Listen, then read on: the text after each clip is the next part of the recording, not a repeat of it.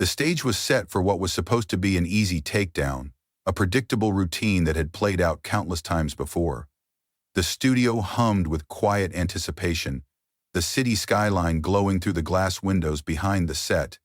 But inside, the real show was about to unfold. At the center of it all sat Grayson Holt, a name that carried weight in liberal media, a host known for his sharp-tongued monologues and viral takedowns, the kind that turned political debates into spectacle and his opponents into punchlines. He had built his reputation not on fair discussions, but on aggressive confrontations, ones designed to elicit stumbles, hesitation, or outright submission from his guests. Across from him sat Karoline Leavitt, a young conservative, completely out of place in the eyes of the panel surrounding her. She was the guest they had set up to fail, the token conservative they had invited not to debate but to dismantle. The panelists flanking Grayson exchanged knowing smirks, waiting for the show to begin, their body language exuding confidence, almost boredom, as if they had already seen this play out before.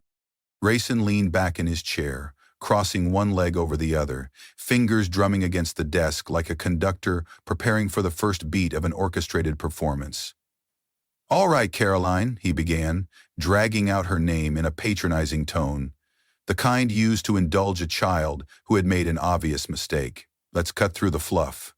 You're young, ambitious, and somehow convinced that the Republican Party isn't just a retirement club with better tax breaks. Tell me, are you here to defend outdated policies, or is this just an audition for a Fox News primetime slot?" A low chuckle rippled through the panel. Someone shifted in their seat, amused. This was the script they all knew. Grayson setting the stage, giving his audience exactly what they expected. The trap was set. All Karoline had to do was react, stumble, get defensive, or crack under the weight of his condescension. She didn't. Instead, she clasped her hands together on the desk, listening, waiting.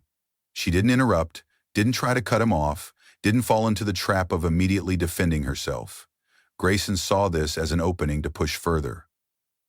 Adjusting his blazer as if settling in for a comfortable conversation, he continued, "I mean, let's be real," he said, feigning casualness. "Conservatives love parading people like you around, fresh face, camera ready. But at the end of the day, it's the same script. Tax cuts, personal responsibility, some vague nostalgia about the good old days. It's predictable. The only question is, are you in on the joke?" The camera zoomed in, he smirked. The panelists exchanged glances, entertained, knowing the rhythm of the attack was just beginning. Karoline, however, remained unreadable, still listening, still waiting. What Grayson didn't realize, what no one in the room realized, was that he was walking straight into a moment he would never recover from. Grayson Holt was in his element, weaving his signature mix of sarcasm and calculated condescension, perfectly timed to amuse his panel while undermining his guest. He had done this before, and it had always worked.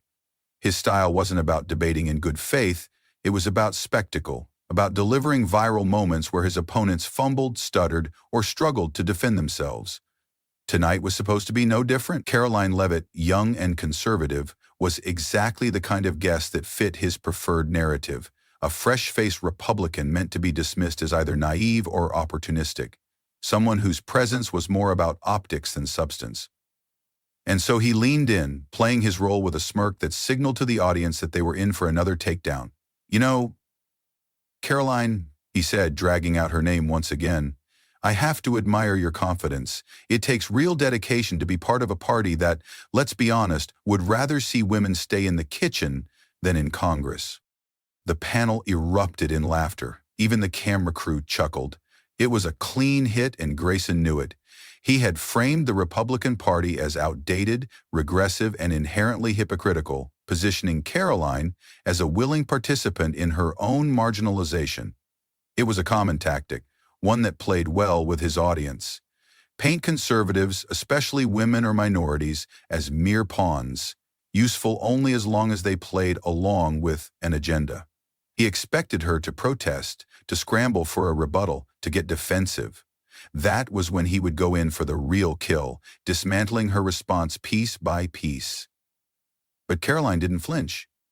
She didn't shift uncomfortably or even blink, and that unsettled him more than he realized. Still, he pushed on, mistaking her silence for hesitation. "And I have to ask," he continued, feigning curiosity while adjusting his posture as if settling in for a casual chat. "Do you actually believe what you say, or is this just a long-term grift? You know, say the right things, keep the donors happy, maybe land a cushy gig as a pundit when this all falls apart?" He let the question hang, a smug challenge, daring her to respond. A panelist next to him, emboldened by the momentum, chimed in, shaking her head with a smirk. "Let's not forget the GOP playbook," she added. "Find someone young, marketable, and willing to repeat the same tired policies in a fresh package. Honestly, Karoline, do you ever feel like they're just using you?" Another round of laughter. The rhythm of the attack was picking up. Moving at a pace that had worked before, Grayson saw his opportunity to deliver the knockout. "I mean, look at your position, Karoline," he continued, leaning forward now, sensing the moment was his. "You're out here defending a party that fights against diversity initiatives while parading you around as their youthful, modern face. Do you see the irony, or are you contractually obligated to ignore it?" The panelist next to him let out an exaggerated laugh, jumping in again. "Come on, Grayson, don't be mean. Maybe she actually believes all this." The panel was enjoying themselves now, fully confident that Karoline was backed into a corner. The audience watching at home would see exactly what they expected, a group of seasoned commentators effortlessly taking apart a young conservative who had walked into the lion's den. But something was wrong. Karoline still wasn't reacting the way they expected. Instead of rushing to defend herself, instead of interrupting or looking flustered, she simply adjusted her posture and let the laughter die out on its own. 2 full seconds of silence. It was barely noticeable, but in the world of live television, it was enough to shift the entire energy in the room. Grayson was still smirking, still convinced he had control, but something in Karoline's expression flickered. Something dangerous. Not anger, not nervousness, but certainty. He had been in this position before, debating young conservatives who tried to hold their ground only to crumble under his experience, his tone, his confidence. But this time, something felt different. He just didn't know it yet. Karoline Leavitt didn't rush to defend herself. She didn't scramble to refute Grayson Holt's loaded accusations or attempt to match his sarcasm with her own. Instead, she let the laughter fade, let the weight of his words settle into the room, and in that brief silence, she shifted the balance of power without saying a single word. When she finally spoke, her voice was calm, even, controlled. "Are you finished?" she asked, tilting her head slightly, her expression unreadable. It was a simple question, but it landed like a blow. Grayson blinked. He hadn't expected that. The laughter around him, which had felt so effortless a moment ago, suddenly felt forced, dying down faster than he anticipated. The panelists shifted in their seats, sensing the shift but not yet understanding it. "Oh, Karoline, don't get all dramatic," Grayson said, forcing a chuckle, trying to regain control. But she didn't let him. "No, really," she interrupted, her tone still unnervingly steady. "Are you finished? Because I want to make sure you get all your little rehearsed jabs out before I respond." The room tightened. Grayson's smirk faltered, just for a fraction of a second, but it was enough. The panelists, who had moments ago been effortlessly amused, suddenly seemed more aware of the cameras, of the audience watching. Even the crew, trained to stay focused on their jobs, instinctively adjusted their angles, sensing that something real, something unscripted was unfolding. Karoline leaned forward slightly, clasping her hands together on the desk, still keeping her voice even. "See, Grayson, this is what you do," she said, her tone matter-of-fact, almost clinical. "You set people up with smug little sound bites, get your panel to laugh, and expect your guests to stumble, get defensive, or shrink. And usually it works. But here's the problem. You didn't do your homework on me." Grayson let out a dry laugh, attempting to brush it off. "Oh, believe me, Karoline, No, you didn't," she cut in, this time more firmly. "Because if you had, you'd know I don't fold. And I certainly don't let people like you define me." The room was silent now, dead silent, the kind of silence that wasn't just an absence of noise, but the presence of something heavier, an unspoken understanding that the dynamic of the conversation had completely changed. Grayson, who was always the one controlling the tempo, setting the stage, found himself in unfamiliar territory. Karoline had just forced him onto the defensive. She had flipped the game he had mastered, and he wasn't prepared for it. She shifted slightly in her chair, her expression still neutral, but her presence commanding. "You call me a token, a puppet," she continued. "You act like I have no agency, no original thoughts, like I'm just here to regurgitate talking points. But here's the irony. You're the one sticking to a script. You came in here with the same tired attacks, the same predictable insults, because that's all you know how to do. Mock, dismiss, belittle. That's your entire playbook. And yet I'm the one who's supposed to lack originality?" A sharp pause. Grayson had no immediate response. Karoline didn't give him the space to find one. "You sit there and act like you care about women having a voice," she continued, her tone never wavering, never rising, just steady and deliberate. "But the second one speaks up in a way that doesn't fit your narrative, you mock her. You act like you care about young people being engaged in politics, but if they're not reading straight from your script, you try to discredit them. You talk about progress, but the second someone challenges you, you fall right back into the same condescending routine." She leaned back slightly now, exhaling just a little, allowing a small but unmistakable smile to cross her lips. But it wasn't a friendly smile. It was the smile of someone who knew they had just dismantled their opponent without ever raising their voice. You don't want a conversation, Grayson," she said. "You want a punching bag. And I'm not here to be one." Grayson blinked. The panelists looked at each other, one of them clearing their throat as if trying to break the unbearable silence that had taken over the room. The confidence, the rhythm of the attack was gone. The energy was gone. The cameras zoomed in slightly, capturing something rare in live television: actual, unplanned silence. Karoline had taken control, and for the first time in his career, Grayson Holt had nothing to say. Grayson Holt had spent years perfecting his technique, a carefully rehearsed formula of mockery, confidence, and quick-witted jabs that always put his guests on the defensive. But this time, something was different. He had assumed this would be like any other segment: bring on a young conservative, bait them into making an emotional misstep, and use their reaction to reinforce the narrative that they were either naive or dishonest. It had always worked before, but Karoline Leavitt was not playing by his rules. She wasn't scrambling to defend herself, she wasn't flustered, and most importantly, she wasn't giving him the reaction he needed. And now, the audience could feel it. The panelists, once comfortable in their laughter, were shifting in their seats, sensing the power dynamics slipping away. Even the camera crew, trained to focus on their technical roles, instinctively adjusted their shots, recognizing that something unscripted, something real, was unfolding. Grayson, still unwilling to admit what was happening, tried to push forward, grasping for control. "Wow, Karoline," he said, forcing a chuckle, shaking his head as if amused. "That was quite the little speech. Did you practice that in the mirror this morning?" It was meant to sound dismissive, to regain the upper hand, but it fell flat. The panelists, who had eagerly played along earlier, didn't laugh this time. One of them cleared their throat, another shifted uncomfortably. Even Grayson could feel it now. The confidence that had once filled the room was gone. Karoline just watched him, her expression unchanged, her silence speaking louder than anything she could say. She had done what few had ever managed to do. She had made him the one on defense. The tension in the room thickened, no longer the lively back and forth that made for entertaining television, but something heavier, something uncomfortable. Grayson glanced at the teleprompter, realizing for the first time that there was no scripted escape, no easy transition. He had relied on Karoline to stumble, to make his job easier, but she had refused to play along, and now the silence stretched, each second feeling longer than the last. He cleared his throat, shifting in his seat, looking for a way out, but there was no easy exit. His entire career had been built on controlling the conversation, making sure his guests never had enough room to turn the tables on him. But this time, he had overplayed his hand. He had underestimated Karoline, and now he was paying the price. Behind the scenes, producers were scrambling.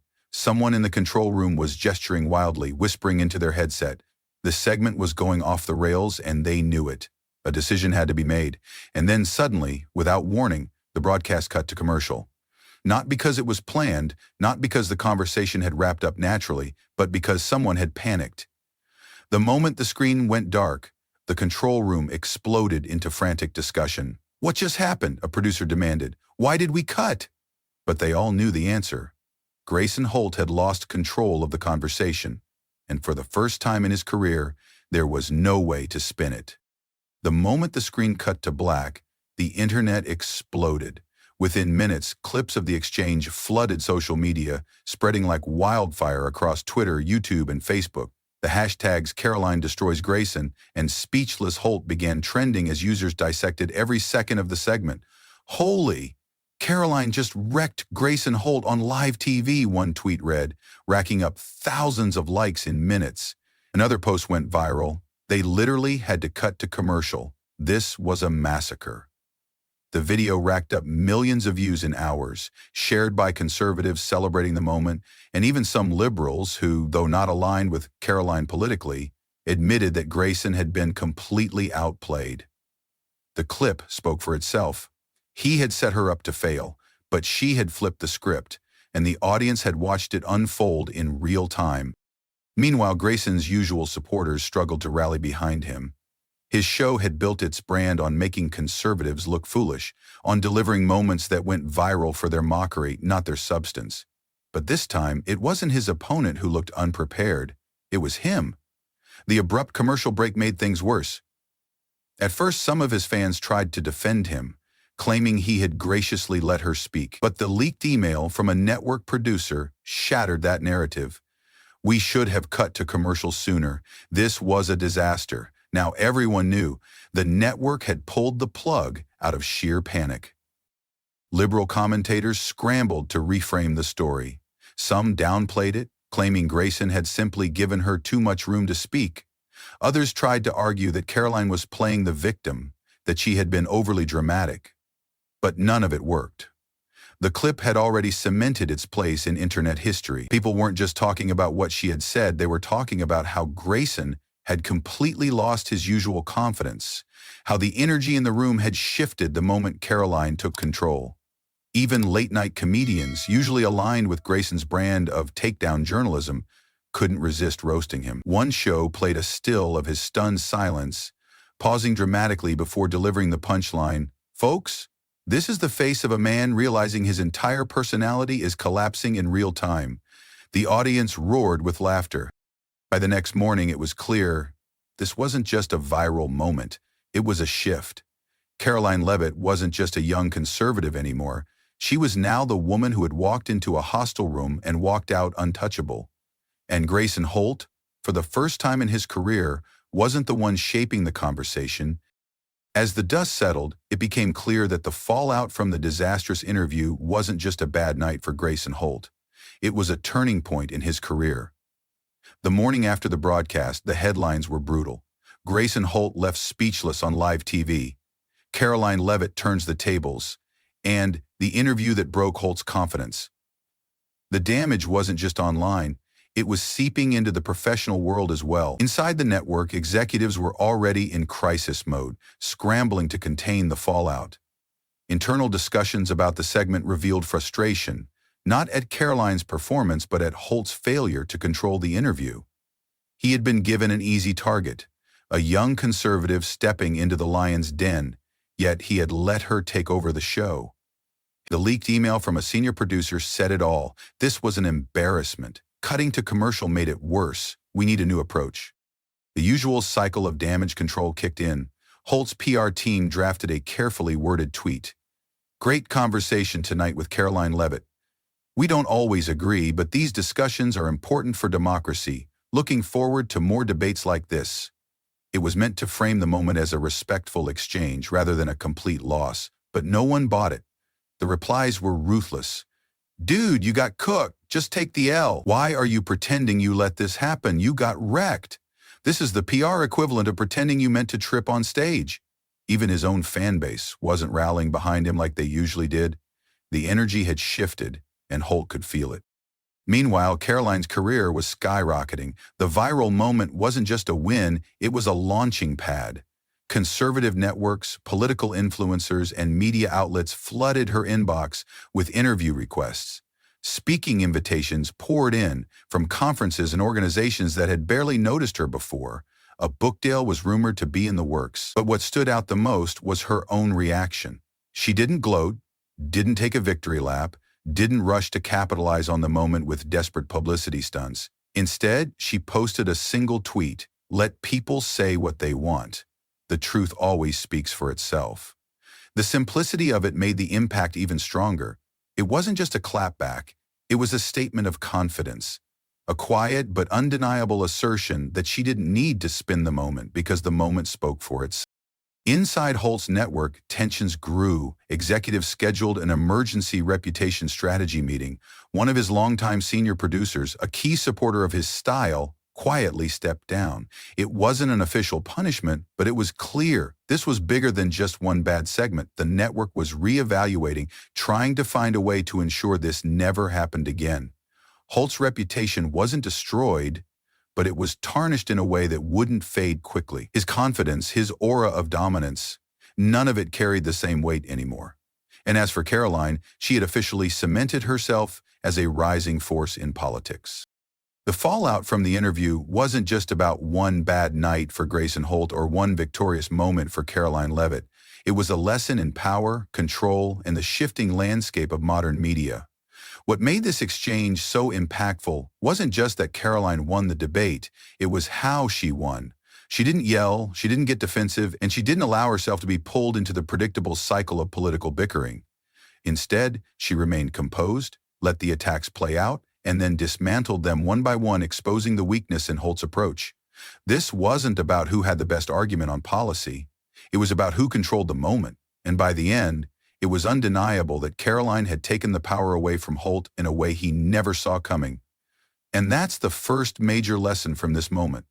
Composure is the ultimate strength in the face of hostility. Too often, people believe that winning an argument requires being the loudest voice in the room, but what Karoline demonstrated is that real power comes from emotional control. Holt was playing for spectacle. He expected her to react emotionally, to rush into a defensive stance that he could then pick apart. Instead, she waited, she listened, and she responded with deliberate precision. It's a lesson that applies far beyond politics. In life, we all encounter people who seek to provoke us, who attempt to manipulate us into reacting in ways that serve their agenda. The ability to pause, to assess, and to take control of the situation without losing one's composure is one of the most powerful tools a person can have. The second major takeaway is the importance of authenticity over performance.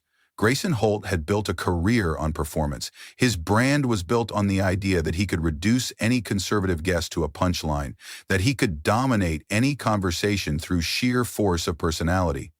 But in this moment, that strategy failed him. Why? Because it became clear to the audience that he wasn't engaging in a real conversation. He was performing for the camera. And the second his performance faltered, the illusion of his dominance collapsed. Meanwhile, Karoline wasn't performing. She wasn't there to score points or deliver pre-rehearsed lines. She was simply responding, addressing the attacks in real time, and doing so with a level of certainty that made it clear she believed in what she was saying. In today's media landscape, where scripted outrage and partisan theatrics dominate, authenticity is more powerful than ever. Finally, this moment revealed a deeper truth about media and power dynamics. People recognize when the game is rigged, and they respect those who refuse to play along. Holt's strategy worked for years because it followed a formula. Bring in an ideological opponent, load the conversation with bad faith framing, and use the power of the host and the panel to overwhelm them. But what happens when that formula is exposed in real time? What happens when a guest refuses to play the role they've been assigned? The audience sees it, and once they see it, they can't unsee it. That's why this wasn't just a viral moment, it was a shift.